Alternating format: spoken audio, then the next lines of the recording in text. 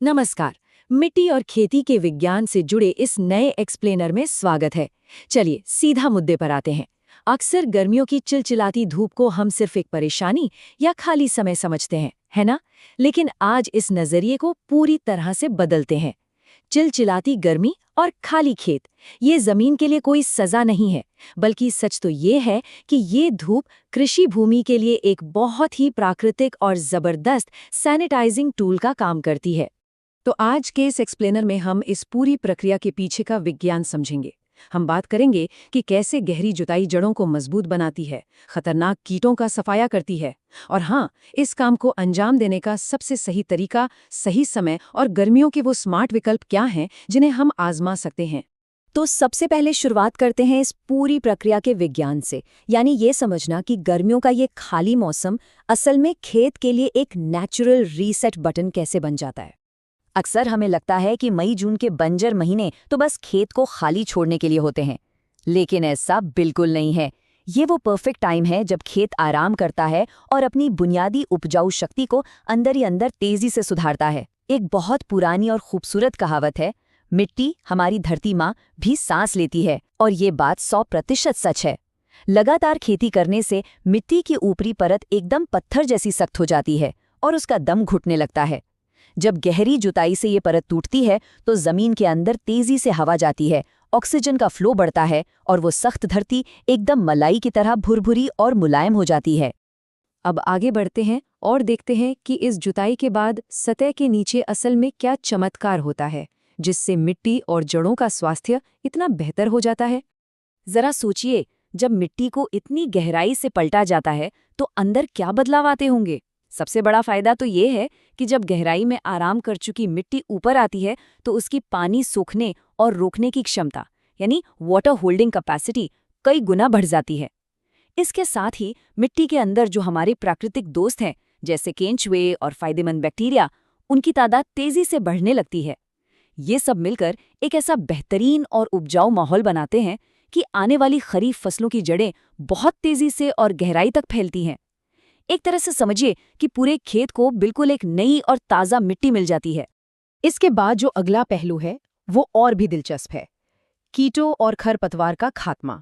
यहाँ सूरज की तेज धूप एक प्राकृतिक भट्टी या सैनिटाइजर की तरह काम आती है।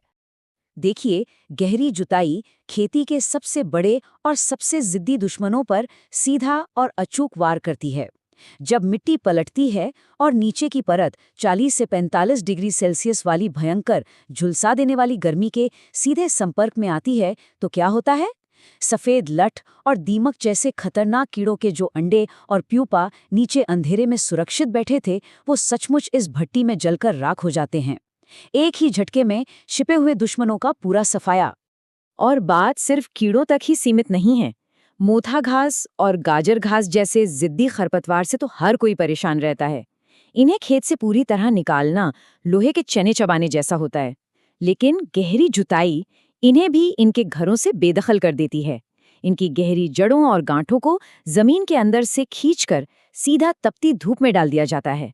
मजे की बात तो ये है कि बिना किसी केमिकल का स्प्रे किए एकदम प्राकृतिक तरीके से इन खतरनाक खरपतवारों को सुखाकर जड़ से खत्म करने का ये बहुत ही कारगर उपाय है।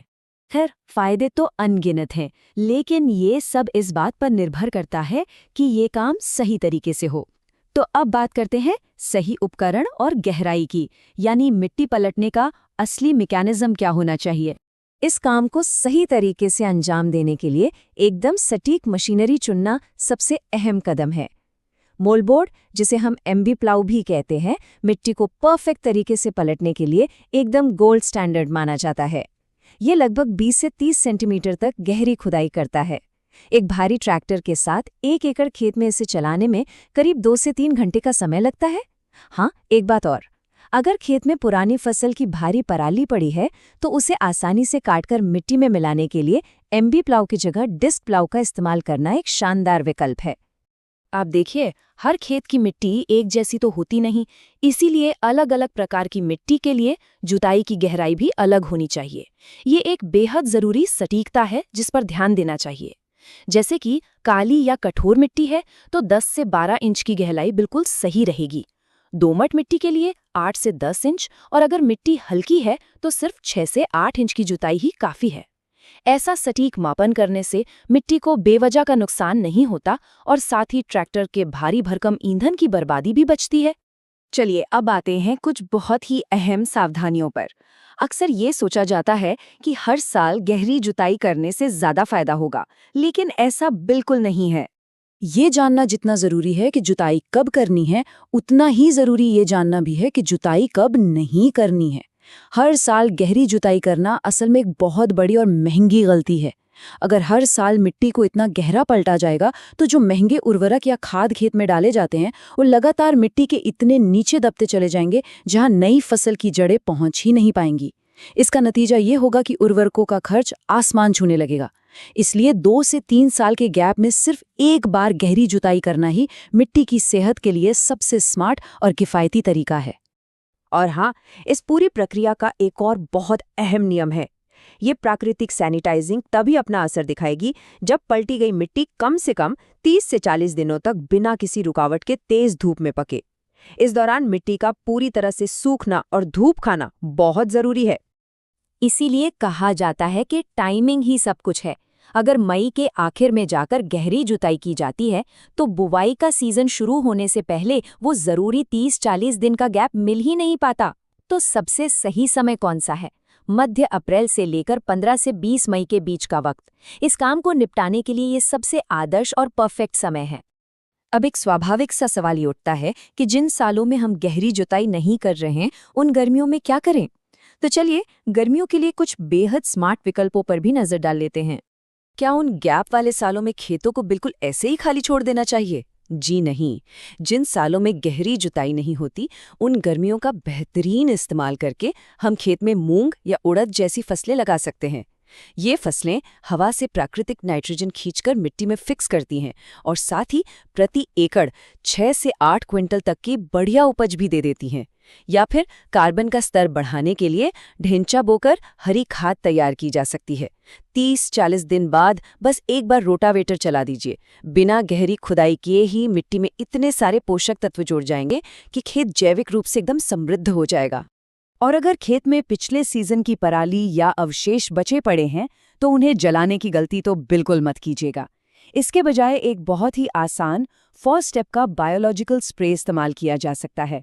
बस 200 लीटर पानी में थोड़ा गुड़, बेसन और वेस्ट डिकम्पोजर मिलाइए।